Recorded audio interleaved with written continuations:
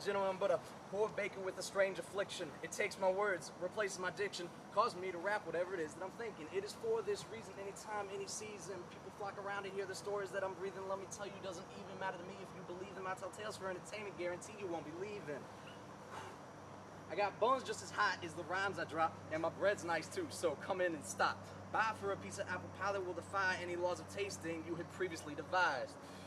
Let me take a breath. I was like 4 bars away from death. Took a little break, but don't you stress, because now I'm back on track to finish the rest.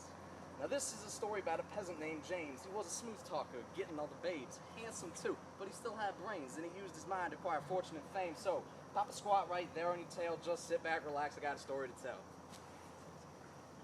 First off, let me tell you about a prince named Charles. Everybody knew that he was hostile and awful. He took the people's money, drained it off in a bottle, and maybe went downtown and got freaky at the brothel. Making sure the people never got soft with the motto. Hater of the arts, he was not fond of Picasso. People didn't really have a choice whether to follow him or not. See, the king was his paso. He was the next young buck to step up, because his mom, the queen, had already kicked the butt. Kit and the king, he had seen better days, so suffice to say he was circling the drain. So this didn't cause Charles no pain, because in his head he had a plan already laid. You see, next weekend at a party he had thrown, the king was going to crown him heir to the throne. He was so excited because this and this alone was what he'd been waiting on. It was his whole goal. But enough about Charlie, let's move on with the story. After all, I'm a performer, my first job. But enough about Charlie, let's move on with the story, maybe get something more jolly. After all, I am performing, and as a performer, my first job is to captivate the audience, and I highly doubt a story about a prince could accomplish this. So we'll throw in a twist, just to keep you engaged. Now I'll proudly introduce you to my main man, James. If you didn't know, James was a tailor, repped the gang, stacked the paper. But what would I know? I'm just a baker, living kind of humbly on my half acre. But alas, I digress. He was the best, I can attest. Anybody on a quest to find the best dressed, James is the name you'd hear them suggest. Now, it's true that James is only a peasant, but he keeps his work fashionable. He stays present. Always greets you with a smile, oh so pleasant. But get this, he was a tenant of the prince. And what I didn't mention at first was that James and the prince were like twins separated at birth. Not for real though, that'd be kind of scary. But they looked so much alike it was uncanny.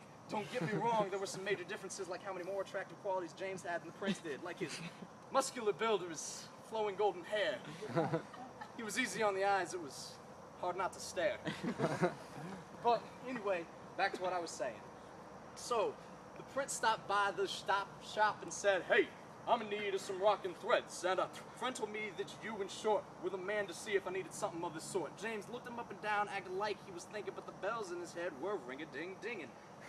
Went to the back, said to the prince, I got just the thing, then went to the back to gather up his things. And when I say things, I mean his old peasant robes, the raggedy ones that make you want to plug your nose. No sane person would ever don those, but trust me, James knows how it goes. And he brought them to the prince and said, the latest fashion, if you show up for your party in these, you'll be dashing. Everybody gonna want to be matched, and you'll be the prince that brought the old robes back, and you'll be popping them out your closet because you brought them back up, and everybody be playing catch up with the big Chuck. Here, tell you what, just try them on for size, then you can see how good you look with your own 2 eyes. The prince tried them on, thought for a minute, said, I like your business. Then he took the robes, got out of the store. Before he finished, that, my friend, is the definition of dipping.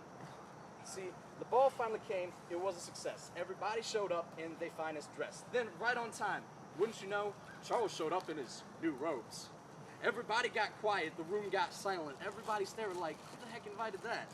Prince Charles said, can't you tell it's me? I'm in some new robes, doesn't change a thing. Then, lo and behold, guess who showed up? Yeah, it was James wearing the prince's old stuff. See, when the prince decided to leave, he bolted for the door, and he left his old robes lying there on the floor of the store. So there was James, dressed like a prince, strolling around in the finest garments. Well, the prince straight up looked like trash. James ordered the guards to kick him out, and fast, so they did. Then James was appointed the new king, and everything had a happy ending. Truth be told, he didn't fool a single person. They just hated Charles, figured no way he could be worse than him. And I'll give you a moral before I say see you later, and that is this. Man, it feels good to be a tailor.